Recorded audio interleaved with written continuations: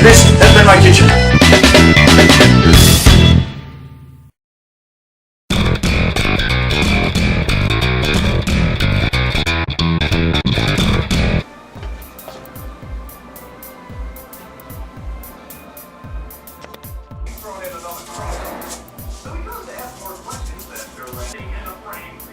Hello and welcome to another edition of Cooking with SonicBlu. Cooking with SonicBlu. Why did I say that twice? Because I'm watching Wicker Man reviews in the other room and they have to say everything twice because it's creepy. Because it's got Nicolas Cage in it. And as you know, Nicolas Cage puts on a really good act, sounding like this. That never gets old. But anyway, welcome to Cooking with SonicBlu. And my many pardons, Nicolas Cage, if you're watching this. I didn't mean to make fun of you. I'm laughing with you. With that having been said, I am going to introduce to you the wonderful world of Beef Stroganoff. Oh, Beef Stroganoff! Now you're speaking my language. Well, what if it isn't Pasha Skvilovich? That is my name. Do not be wording it out, please. Well, as you can see, we've got our water boiling for our noodles here. Oh, that's very good, my comrade. But what is the beef? Where's the beef? Where have I heard that before? In Wendy's commercial, remember? Oh, of course, yeah, of course. Well, we got the beef right over here. Well, let's hope you do not have beef with that beef, or else I'll give it beef, because I'm from Russia. I don't think that beef is going to give you any beef, because it's all cut up into small pieces. Oh, that is good. That is exactly the way we like to do it in Russia. Nice and chunky and bloody. Yum. But you don't eat it raw, do you? Well, of course not. That'd be silly. So what we're going to do is we're going to cook up all of that wonderful beef and stick it into that skillet right over there. So, Basha, the kitchen is really no place for a Russian squirrel. So if you don't mind, I'm going to put you away. Hey, I want to watch. Well, you'll watch right here. Actually, right there. As we begin to be making our beef stroganoff. Now, we are going to make beef stroganoff, not the traditional Russian way, but I'm going to show you a little Americanized twist. We are going to use real beef chunks, and what I have done is taken some fillets, and I've cut them into small, thin pieces, about like that. You can have many different sizes if you want to. Here's one that's really nice and big, but as long as they're cut thin and small, you should be fine. So what we're going to do here, we are going to grab our canola oil and we're going to give just a dollop into our large skillet. We have 2 pots boiling, and I'll tell you why in a moment here, because as you obviously know, we do have people in here who cannot eat gluten, so we're going to make 2 versions of this beef stroganoff. We have our traditional egg noodles, which we're going to use for the non-gluten people, and we are going to use some rotini for the gluten people. And we just have about a half a bag to serve 2 people very comfortably. And that's going to go into that pot. So when your water reaches a boil, you will want to, this one's almost reaching a boil, so let's add our noodles to this. Okay, that'll do it for this bag. This one's still boiling because there's more water in it, but actually, no, you're reaching a boil too. Let's add all of our noodles at the same time. And we are going to give our egg noodles and our gluten-free rotini a stir. Now you definitely want to keep an eye on your rotini because since it's gluten-free, they'll stick better than regular egg noodles will.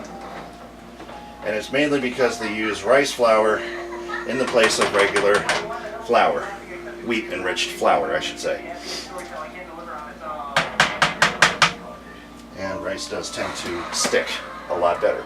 So we're going to wait for our oil to heat up here in our skillet, and you want a good sized dollop of oil, mainly so that all your pieces will be coated for our next step when we reach for SonicBlu's savory seasoning blends. We're going to use my seasoning mix on that steak to season it.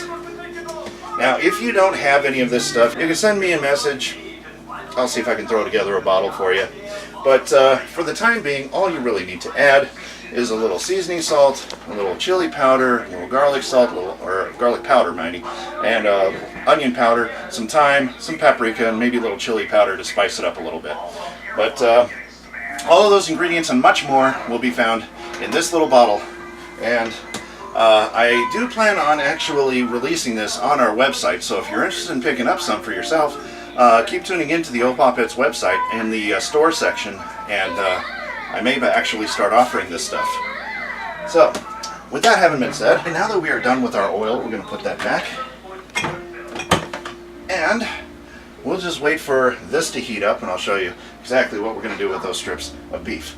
We're also going to grab our measuring cup, and we are going to, in addition to adding our cream of mushroom soup, we have 4 cans of this stuff, and we're going to be adding 1 cup of milk to that, or maybe a little more, because this is the first time I've actually used measurements. I've always measured by look.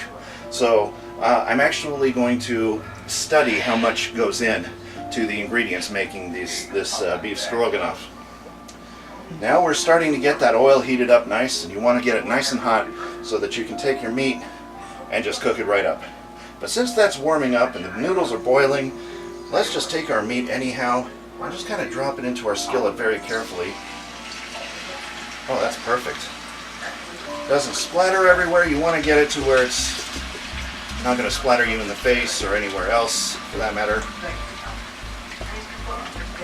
sure all pieces are separate and not together. Okay, that's good. More of our meat. Whoa. See, I told you, it always comes towards me. I don't know why it does that. I think there's like some force in the universe that pulls all the oil toward that side of the house. I don't know what it is. Yeah, but if it hit all, like, every single side behind you, on the other side, I don't get it. I'm a magnet. That could be too. But now that we have all of our beef in our skillets, a little bit more oil than what I expected, but that's fixable because we're going to drain this off anyway when it's done. But what we're looking for is to coat all of this oil, get it all nice and coated, so that way when you add your seasoning to it, and we're going to do that right now, we're going to add a good amount of this seasoning. Just add it to taste. And boy, does it taste delightful. You can use this on practically everything. You can use it on chicken, you can use it on turkey, beef, pork, fish products even. And, not to mention, season your fries with it too. Ooh, we haven't tried that yet. Oh yes. In fact, I might actually do a special episode of all the things you can do with that seasoning. So what we're going to do is going to take and stir this in really good. And we'll add some more seasoning to it too, because what we want to do is we want to make sure that it gets a good coating of all that seasoning there. Yeah, that is a bit too much oil. Because I was this is what happens when you're preparing food and you're talking at the same time. You don't pay attention to what you're doing, and suddenly you got a pan full of oil. But in my mind, I'm thinking fried chicken or fried pork chops. And here I am making beef stroganoff, where I won't use that much oil. But damage is done now. But the only thing is, it's going to have extra oil, but it's going to be drained, so you don't have to worry about that. And what we're going to do, we're going to cook all of this beef until it becomes cooked through and through, nice and seasoned. And we're going to sprinkle a little more of that seasoning now. And as you notice, your kitchen is now going to start to smell wonderful. After adding this seasoning, I don't know what it is about it, but it makes your foods smell wonderful. I cannot vouch for that because I can't smell. Paint us a nose picture. That is nice. But now, to practice good safety in the kitchen, now anytime you're working with red meats of any kind, it's always best to have a cloth handy so you can wipe up any of the juices and blood that get left behind from your meats. And that way you won't cross-contaminate your foods as you work on them. And there we go. Okay, make sure you get underneath too. And oh, look at all that blood. Oh dear gosh. Yeah, definitely want to get everywhere when you're working with meat, because blood can go everywhere. Still got a little ways to go because you still see a lot of red in there. But we want to cook this fully, and we want to cook it a little over medium. Oh, it's better whenever it's like sort of like, I think, you know, like a little charred-ish. Yes, and that's why we're going to cook it a little longer than you would a steak, because it's best to have it as well done as possible. That way it gets the best consistency when you throw everything together. So you'll have a mix of, you got the softness of the noodles, the creaminess from the sauce, and you got the charredness from the beef. And it's just a mix of wonderful textures all mixing together in perfect harmony that can only be called beef stroganoff. Oh, I wish I could smell it. It smells absolutely to die for. It's so stuffed. But wait till it gets cooking some more. You'll start to smell it. Okay, we're gonna check our Oh, I love that consistency. kind. Yep, we're gonna check the consistency of our gluten-free noodle and make sure that we're well done. Not quite. Let's check our egg noodles, because egg noodles don't really take that long to cook. Egg noodles are delicious. I love egg noodles. In fact, I wouldn't even care. I'd be like, give me some of those right now if I hadn't been sort of binging lately. Okay, so what we're going to do is we're going to test out one of the noodles. Be very careful when you handle it.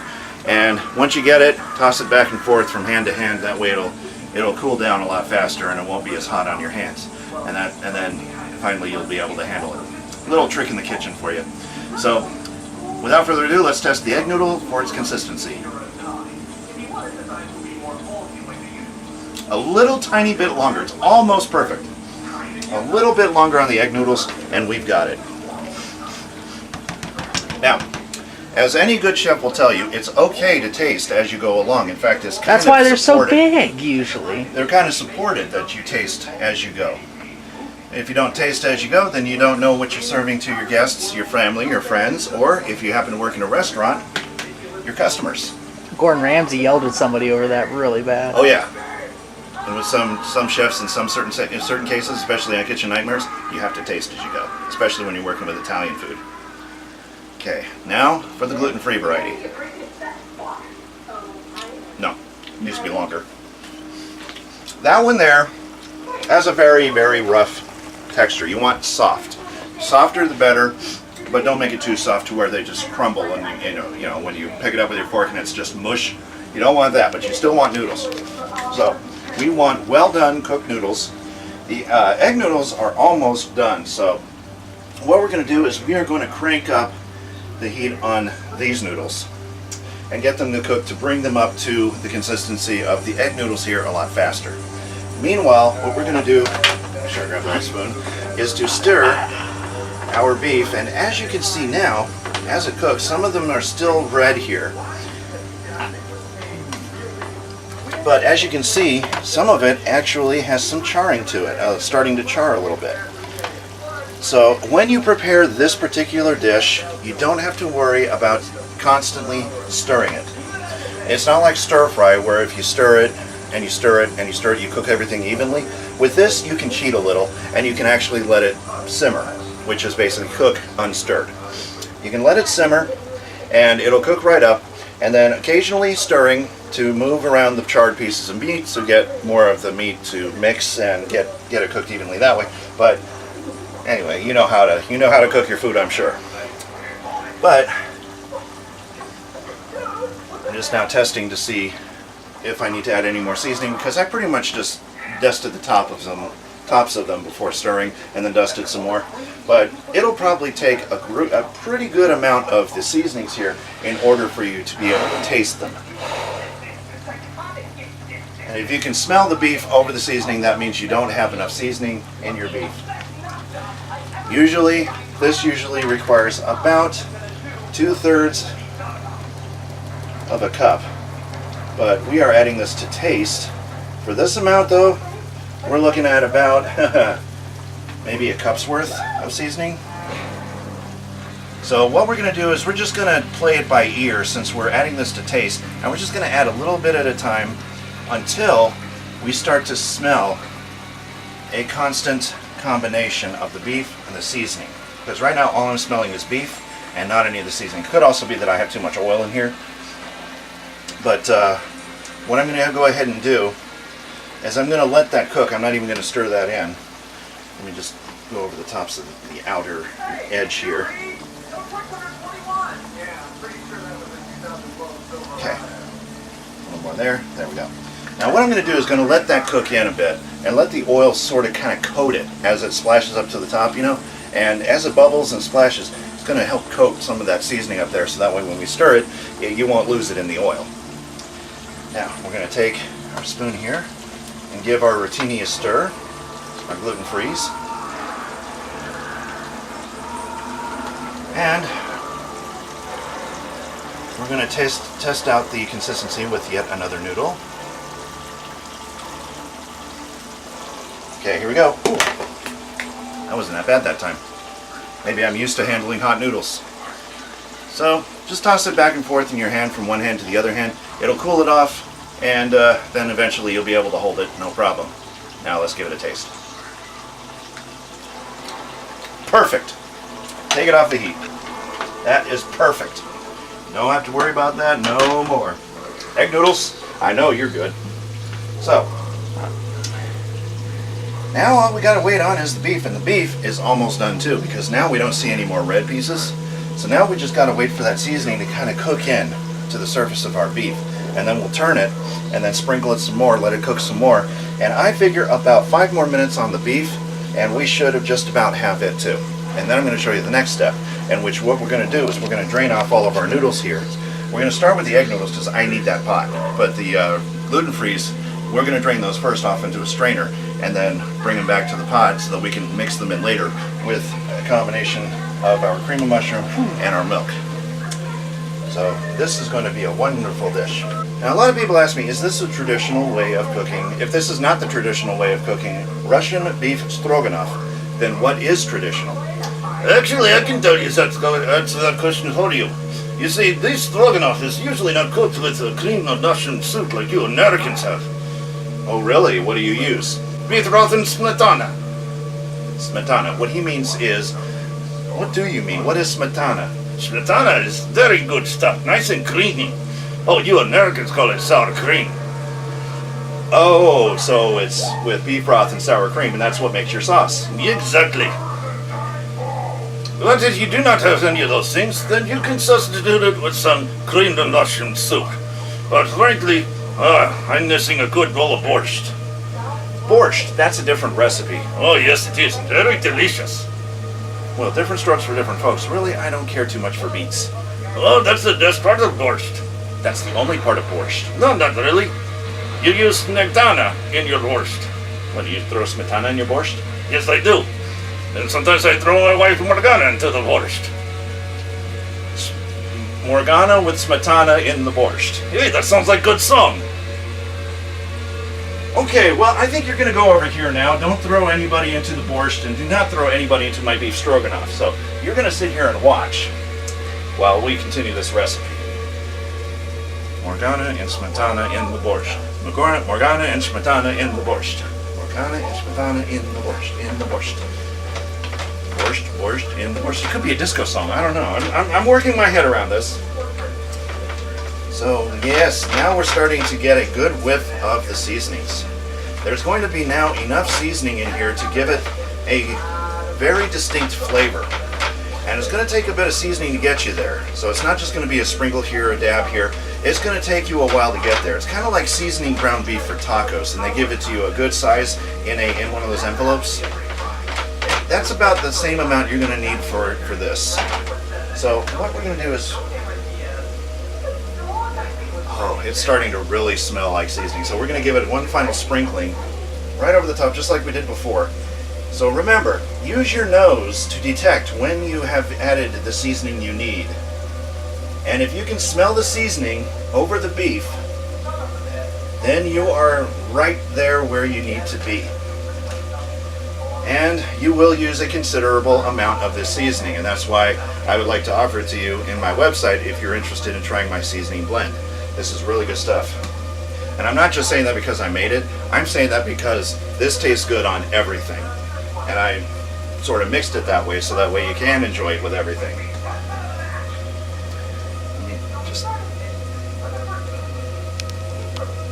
Oh, that smells so delightful. That smells very delightful. And it turns a Russian meal into a dream, like you're walking on clouds instead of the Klondikes. I've never tried walking on Klondikes before though, but I bet you'd probably slip on the chocolate a lot. Anyhow, I digress. What we're going to do is let's go ahead and start draining off our noodles, because you really don't want to have them sitting in that water. So what I'm going to do is grab a strainer. Okay. And this will help disinfect the cutting board that's in there. And we're just going to pour it slowly into our strainer. Make sure we drain off all the water. And if we have some noodles in there left over, that's okay too.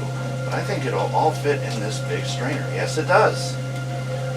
at that. I love this strainer. This strainer has helped in so many ways, and a whole bundle of these only cost about a couple of dollars at Walmart. So we're going to drain off the noodles as much as possible and shake it a little bit, make sure that there's hardly any water in it. And then what you want to do is, if you use hot water, you want to rinse all of that starch away. You want clean noodles with this. And all of that water will just run right through the strainer here and will cleanse all of your noodles. Remember, use hot water too, so that way your noodles will stay warm. Give it a little shake-a-roo.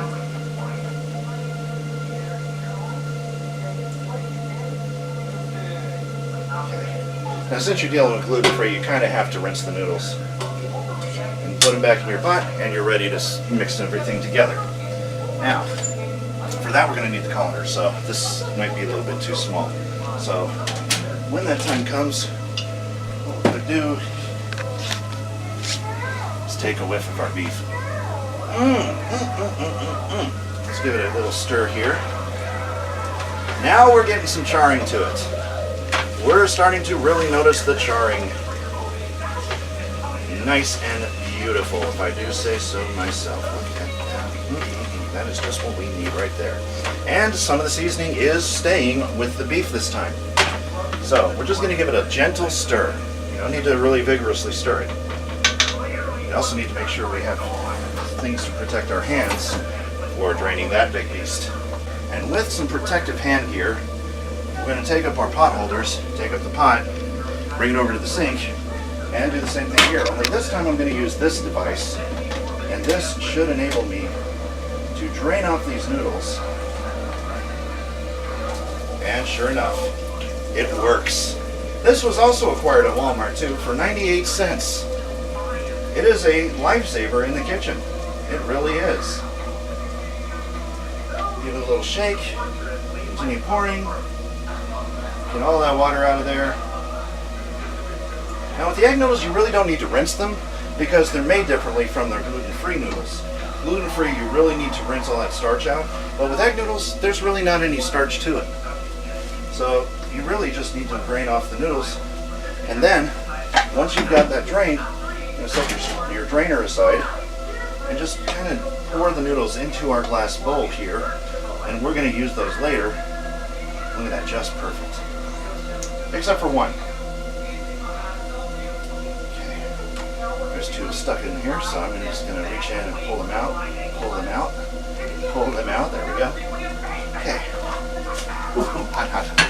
Okay, I'm going to grab this noodle that fell onto the floor. Discard it, we don't need it. And take our noodles, set them aside right here. That's our non-gluten-free noodles. Place them back in here.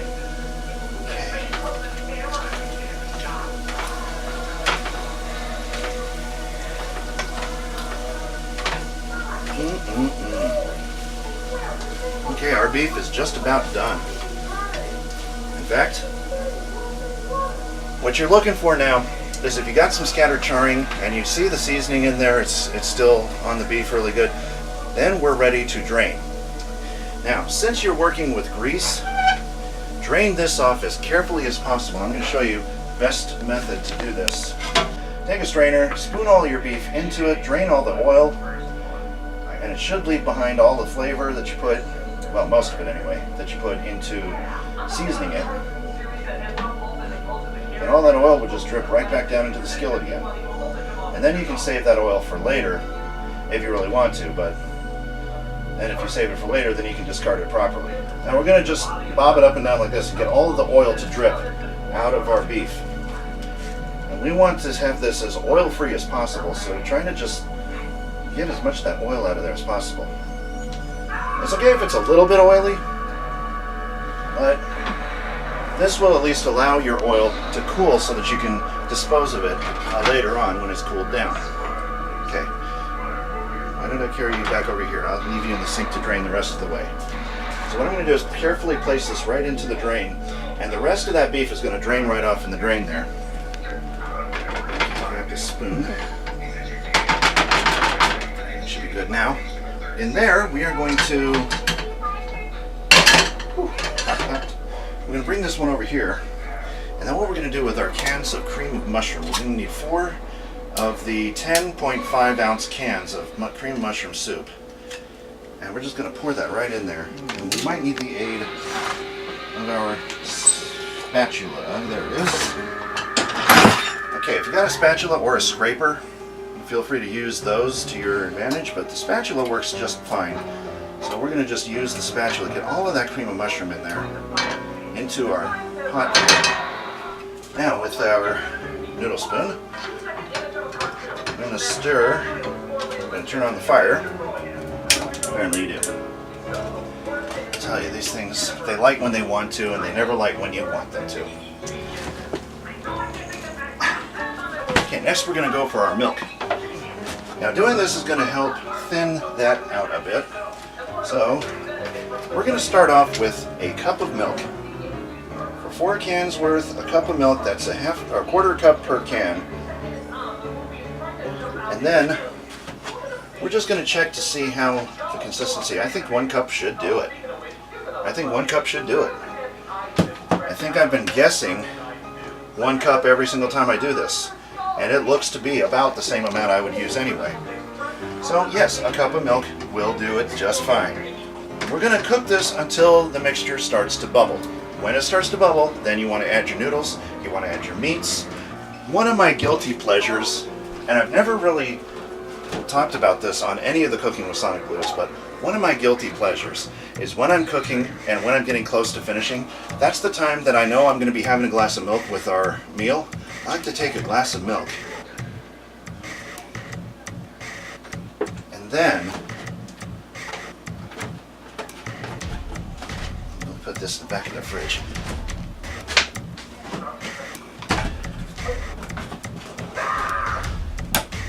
And then what I like to do is add some strawberry flavored sand. I call this stuff sand because it looks like sand. And it probably tastes like sand if you ate it, but it's strawberry flavored, so it's strawberry flavored sand.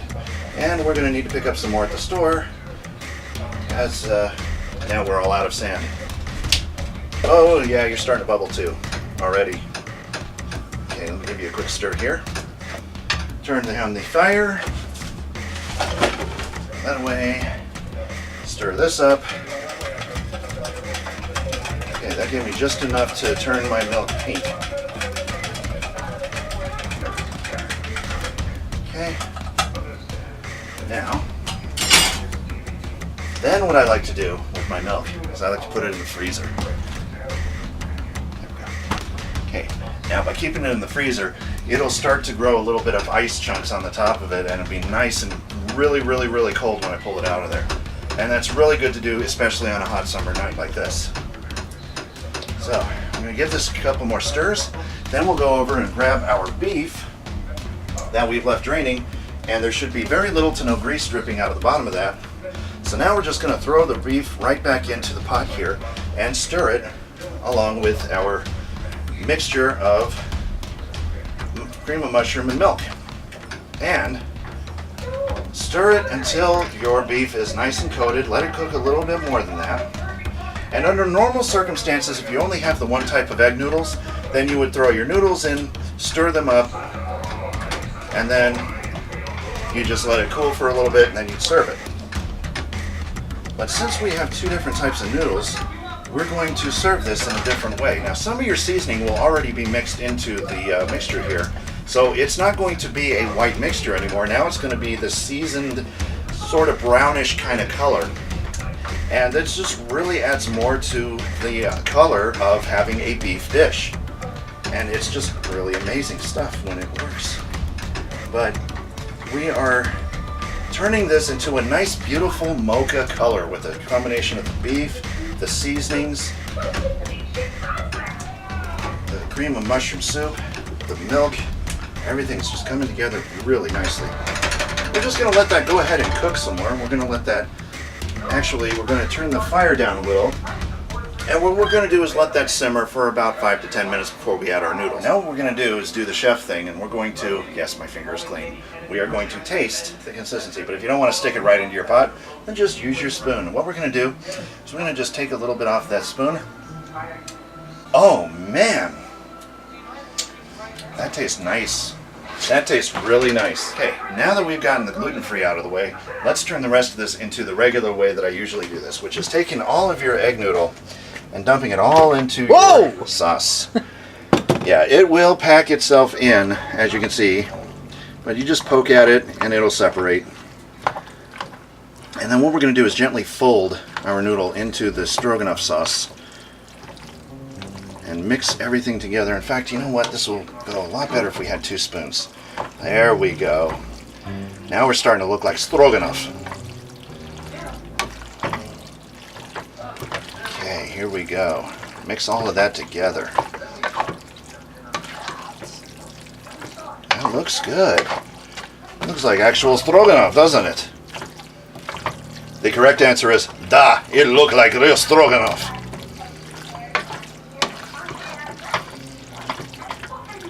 There we go. Now, that is how you do stroganoff.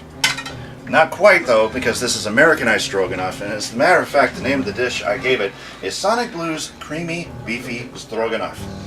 You can download the recipe at opoppets.org and go to our archive section, and then click the jump to link on the top of the page that sends you to the recipes, and it'll be at the bottom of the list of recipes that you can download. And this is my own take on a Russian delight, which is a heck of a lot better than borscht, if you want my honest opinion. I should really give borscht a chance. I should really give it a shot and just see if I will like it before I talk bad about it. But I'm just not too big of a fan of beets. Ugh. I mean, I can eat them, but I'm not a big fan of them. Oof.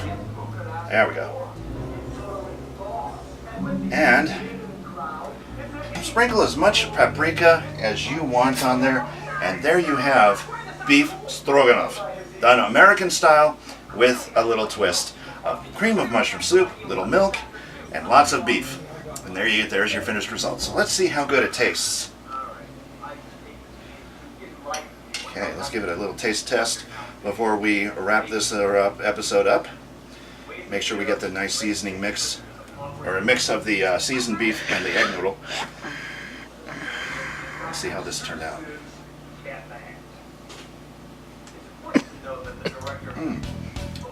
Fantastic.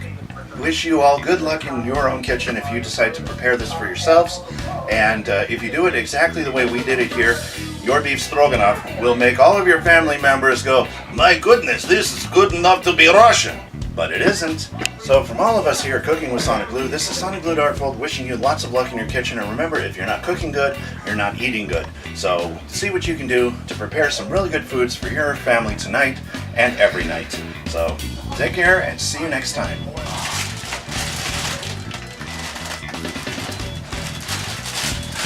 Sometimes these bags like to be a little stubborn. Bag. That did it.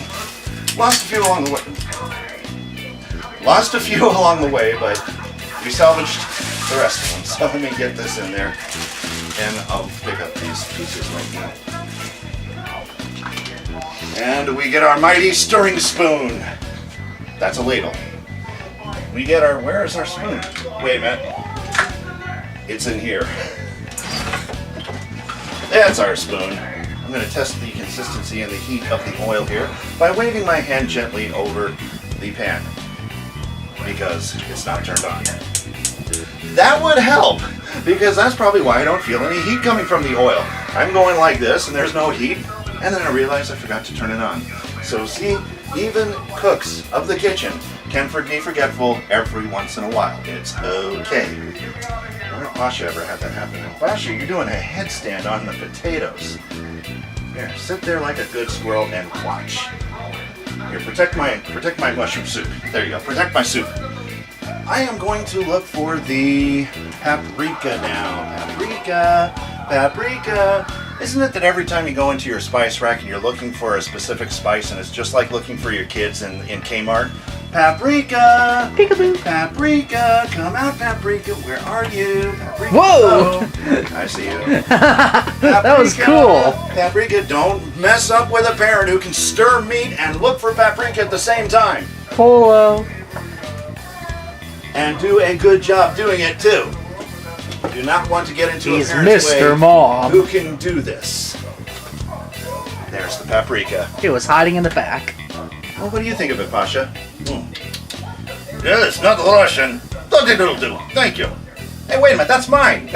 Give it back. No, give it back. Give it to me. No, I want it. Give it back to me. I want it. No. I'm gonna let go. No, don't let go. Yeah. I told you, no. Oh, so can I steal that, son? After you tried to steal mine? What do you think this is, a Pebbles commercial? No, you gotta get your own. See you next time. Now, Pasha, I told you many times you cannot have my beef stroganoff. I know you're Russian, but you can't have it. Oh, come on, please, let's little bit.